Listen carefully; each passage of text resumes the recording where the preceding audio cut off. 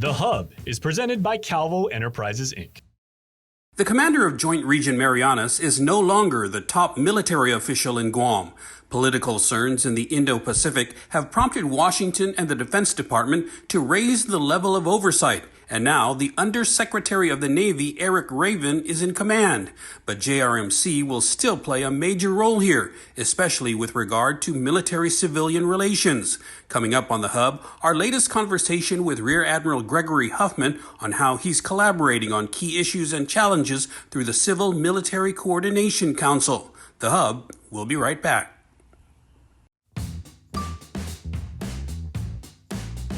The Hub is presented by Calvo Enterprises, Inc.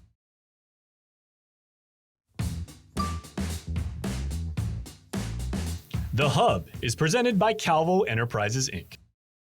Howdy, everyone, and welcome to The Hub. I'm Nestor Licanto, and we are pleased to welcome back to our show Admiral Gregory Huffman, who is, of course, the commander of Joint Region Marianas. Sir, welcome back to the show.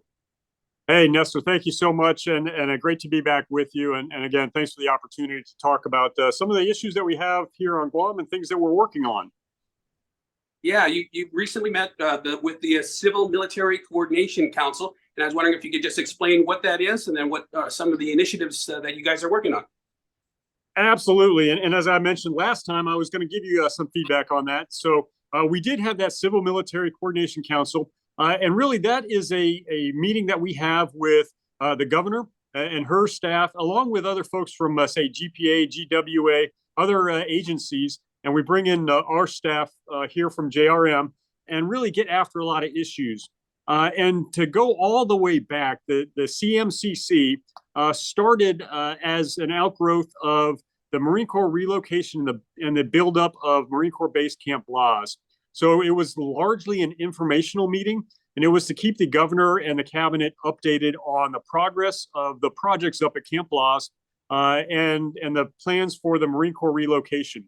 Over time, we've sort of expanded that, and we found that it was a really beneficial meeting to partner together on a broad spectrum of issues across the island. And so we've expanded what we've been doing to go beyond just Camp Laws and to include all of the projects that are occurring here in Guam. And then we also increased the frequency of the meetings. So they actually started out as just sort of biannual, and then they went to quarterly. And there were so many things going on that recently, this past fall, the governor and I agreed that we should probably do this about every other month. And so that's the frequency we're on right now. And it's really gotten to a point where we went from that informational brief to the establishment of a large number of working groups.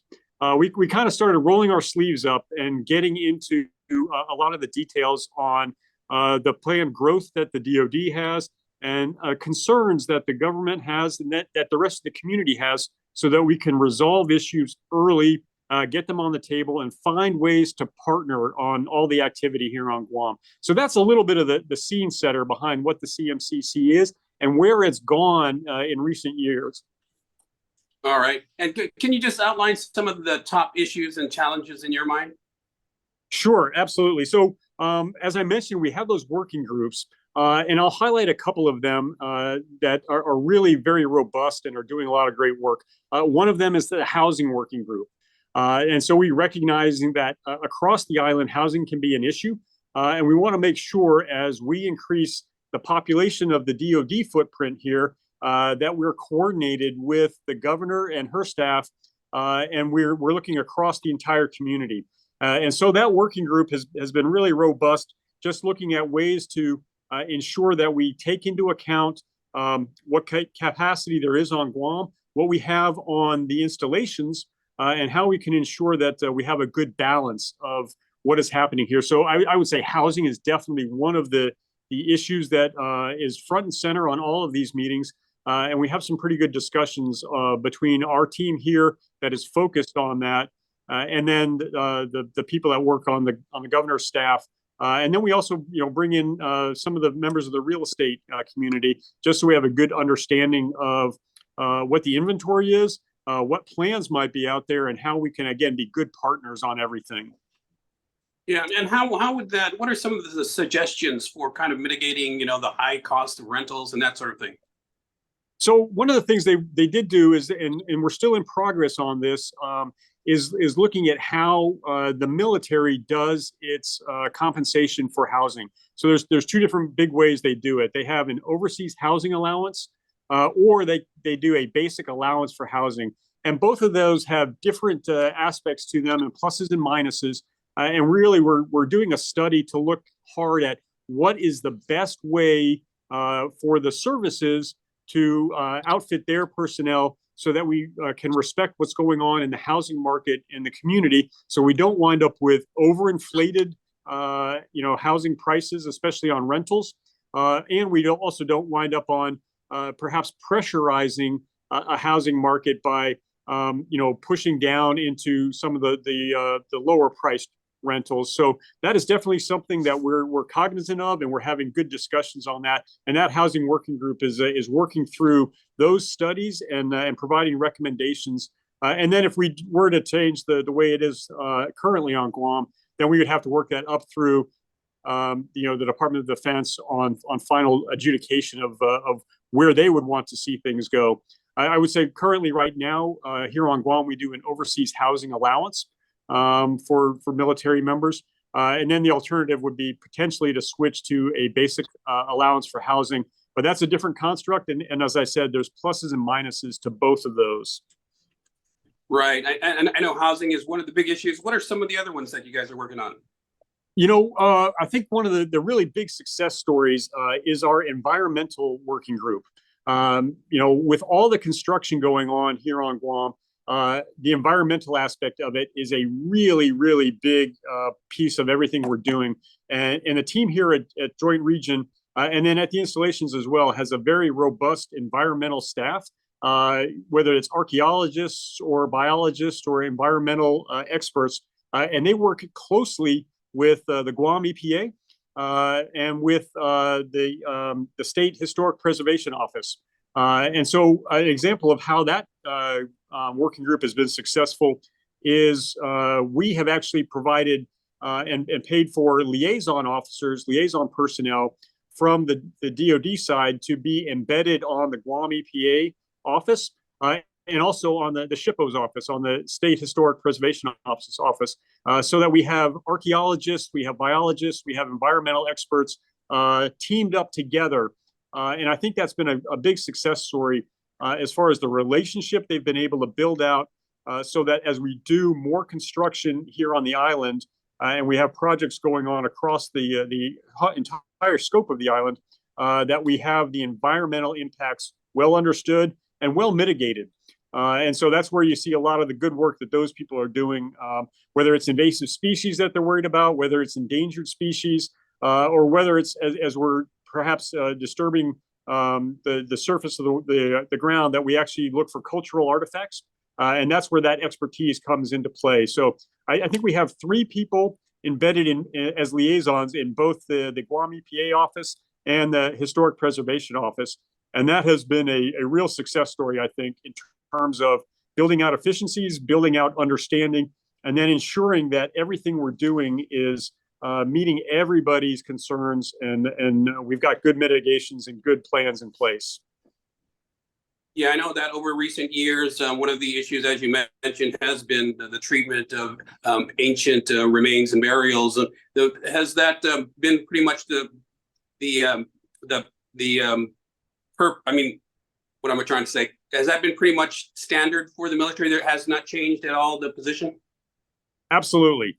We are very, very aware of the cultural, historical significance of everywhere on Guam. And so as we come across any potential sites, we stop work immediately. We bring in the archaeologists and the experts, and we do analysis of what we might have there, and basically elevate that up so that if there is an area of cultural significance, we can treat it appropriately. One of the examples is over at Marine Corps Base Camp Laws. We've actually set up a memorial over there and had a dignified ceremony, I think it was about a year or so ago, where they had found a fairly I don't want to say extensive, but they found a cultural area of cultural significance, and they were able to set that aside and make that a memorial, and kind of work around that and ensure that we are aware of everything that's going on there, and provide the proper level of respect. And then the military also funded a repository over at I think it's at University of Guam, where we partner with the folks there to be able to take artifacts and other finds, do research on them, but also have a good collection, so we can build out a better understanding of the culture here, and the historical episodes that happened over the years. So that's kind of I think a good news example of what goes on at the CMCC. All right. Admiral, last time you were on, we also talked about DODEA schools, and there's been a little bit of confusion over just exactly how that's going to transpire. Could you provide some more clarity as to, when the military dependents transfer over from Okinawa, how are they going to be absorbed, or are they going to be absorbed into Guam Department of Education, or will it be still a DODEA function? So, in the meetings I've had with the DODEA leadership out here in the Pacific, they are looking now at keeping everything just in the DODEA system. And then when it comes to, especially with the folks coming from Okinawa, a large number of those personnel coming here will be rotational forces. So they'll be living in a barracks type thing on a deployment status and not a permanent change of station. So while there will be an increase in the number of dependents here on island, and there will be an increase in the number of students, that coming from Okinawa, that won't be a large number. But right now, their plans are to remain with the DEA system that they have, and then to look for either opportunities to perhaps build a new school on government property somewhere. So those are things that are on the table right now, but they are not again exploring any more potentials of bringing students into the Guam school system. All right. Speaking of the military transfers to Guam, the dependents and the personnel, I think the local businesses welcome that, because those are potential new customers for them. Is the military going to be actively encouraging military personnel and dependents to avail of local businesses, restaurants, stores, recreational facilities, that sort of thing? Absolutely. On many different levels, that is one of the fundamental things that we do encourage all the personnel who come here. So when a new personnel come to the island, both they and their dependents will go through an introduction course here on the culture, on just everything unique about Guam, some of the laws, and just how to get around, just to be good citizens and good partners. And then as part of that, we do encourage folks to get out in town to enjoy what they're doing throughout the entire region, and experience all the great things that are here on Guam. So that is definitely a part of it. And so I think as we see, a buildup of our personnel, we'll also see more folks out in town and enjoying that. And then the other aspect of it is when we have exercises or ship visits. I think everyone recognized just a week or so ago, the carrier strike group was in town. And I know a lot of the businesses had a big influx of sailors up in Tumon, especially. And I talked to a lot of the leadership from that strike group, and they really, really enjoyed themselves here. They were just encouraged by the warm welcome they got, and then a great opportunity to enjoy all of the benefits here on Guam, whether it's getting out to the restaurants and the stores and the shops in Tumon, or whether it's enjoying the beaches or getting out and hiking. I know a lot of folks did some outdoor activities. So great for them coming from colder climates to get a chance to enjoy the beautiful weather here in Guam. Yeah, anecdotally, I've spoken to a lot of business owners, and they are looking forward to that extra shot in the arm with the additional military personnel and dependents that'll be coming to Guam. All right, Admiral, we need to take a quick break, but we'll be back with more of our discussion with Rear Admiral Gregory Huffman right after this break.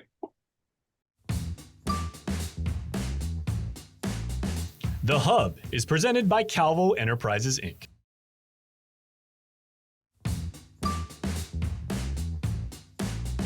The Hub is presented by Calvo Enterprises, Inc. And we are back. We are talking with Rear Admiral Gregory Huffman, who is, of course, the commander of Joint Region Marianas. Admiral, let me just switch topics a little bit and talk about the Guam missile defense, which has been in the news of late, and also that Pele. What is that all about, and what is the latest on that? So for the Guam defense system, that is still moving forward. They are still developing their plans and finalizing what they're going to do for sites to deploy that system and get that established.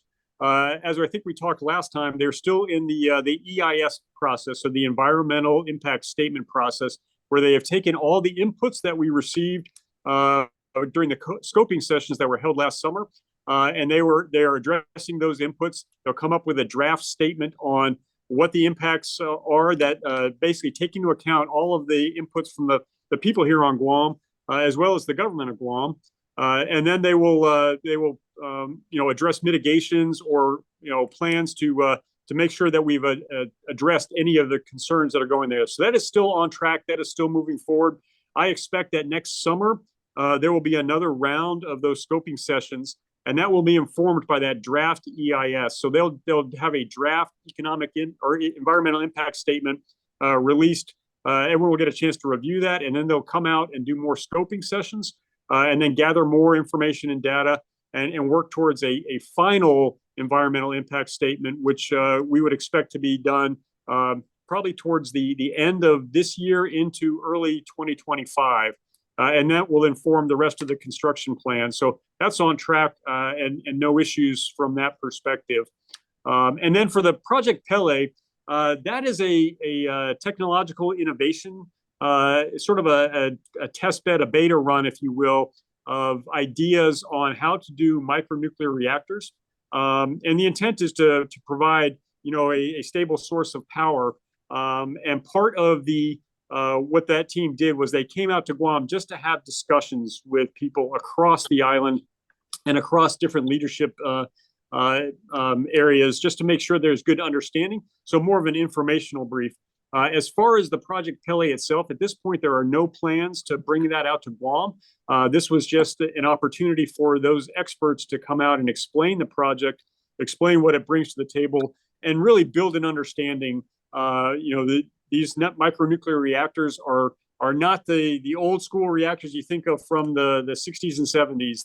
This is very advanced technology and brings a lot to the table. And I think it's just something that they're bringing out there just to expose everyone to, so they have a good understanding of what that is and what that project is and what potential it might bring. All right. Speaking of missile defense and Project Pele and all of that stuff, there's been a major shift in leadership on Guam that maybe affects your Joint Region Marianas as well. Undersecretary Raven is going to be the top military official. Tell us about that. Yeah, that's a great point, and I'm glad you brought that up, Nestor. So that was something that the Deputy Secretary of Defense, the Honorable Ms. Hicks, designated Undersecretary of the Navy, the Honorable Mr. Raven, as the senior military official accountable for all activity on Guam. And really the intent is a recognition of how important it is, but it's also just kind of solidifies the commitment that the Department of Defense has for all of the projects here. So elevating a very senior person in the Pentagon to this position is I think going to be a big benefit. So he is going to be part of what they're calling the Guam Synchronization and Oversight Council, and he'll co-chair that with the Undersecretary of Defense for Acquisition and Sustainment. And then each of the services will also have their undersecretaries as members of that council, along with the commander of the Indo-Pacific Command. So we're talking some very senior level people focused on all issues on Guam. And their discussions and what they'll be doing will be informed by the things that we're doing out here on the island. We'll be able to provide them with information, updates on projects, and they'll be able to ensure that resources are allocated appropriately and the right prioritization is given to the projects here on Guam. So I view this as a very positive move, and again, really signifies the commitment that the Department of Defense has for ensuring that everything done here on Guam is done the right way, because it gives us that direct senior level inputs and oversight at a level much higher than it has been in the past. So very encouraging from my perspective. As far as my role itself, I'll be definitely an advisor to the Undersecretary. He was out here a few weeks ago, and we had a good opportunity to brief him on a lot of the projects and then show him a lot of the projects throughout the island. He was very excited to be here. I think he's looking forward to this challenge, and we're going to establish that relationship and build upon basically open communication of us sort of being a conduit to provide data and any issues that are happening here on Guam up to him for resolution. And is that a reflection of even Guam's even greater importance in the military scheme of things? Yes, absolutely. I think it can't be overstated how important Guam is in terms of setting the posture the right way and in really ensuring that secure and free and open Indo-Pacific region. Guam's location and everything we have here on the island is so incredibly important that the leadership has definitely recognized that and really provided us with that good sounding board and that good elevation of responsibility to a very, very high level in the department. So again, very encouraging across the board. Yeah, and I just wanted to maybe just ask you on a larger scale.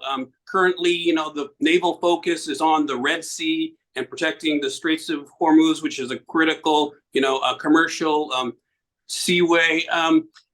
Has that focus going to diminish at all the focus here in the Indo-Pacific? No, I don't think so. We have a very robust presence across the entire theater.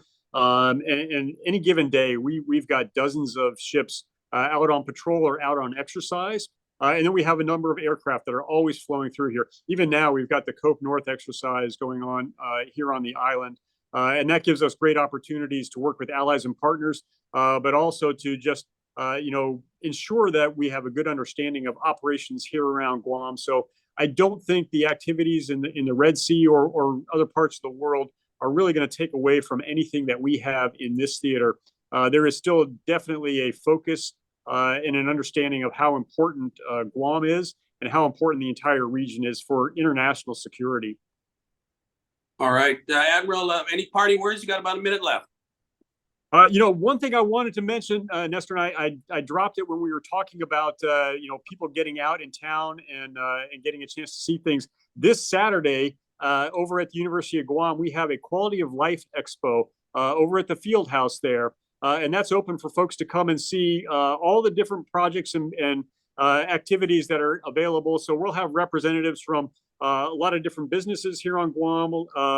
We'll have our morale, welfare, and recreation folks there. They're kind of running the program. We'll also have folks from some of the other outer islands just to talk about what activities are out there and provide just information for folks. So, I think it's this Saturday at 1 o'clock at the Calvo Fieldhouse, and that should be a great event, a great opportunity just to highlight all of the wonderful activities here on Guam. And demonstrate what people can do and how they can have fun. And so I'm looking forward to a great event. All right. Thank you so much, sir. Rear Admiral Gregory Huffman, who is the commander of Joint Region Marianas. Thanks for joining us. I'm Nestor Lecanto. Thanks for watching, everyone. We'll see you again next week on Hub.